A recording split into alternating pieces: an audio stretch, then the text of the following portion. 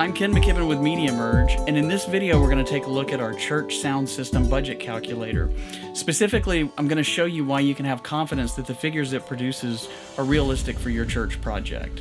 Now, the calculator is going to allow you to very quickly generate conservative, realistic budget estimates for your project by entering just a little bit of data, and it does this instantly. So there's a few methods that we've seen that have been used in the past to kind of guess at budgets. First, you'll see lots of articles that show specifically that you should budget 15 to 20% of the construction budget, the total budget for the project, for audio, video, and lighting.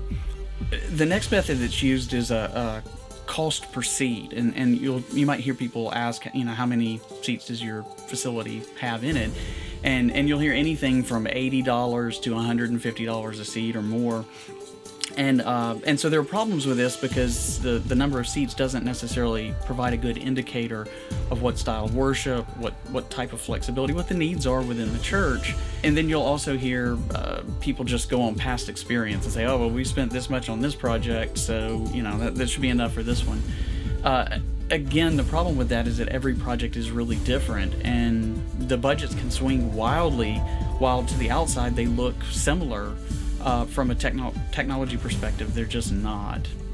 So when we set out to build the calculator, we wanted to have a tool that would provide a really good, realistic, reliable budget estimate for a turnkey system. So what we did was we collected a massive amount of data points in terms of every project, the hundreds of projects we've done over the last 20 years.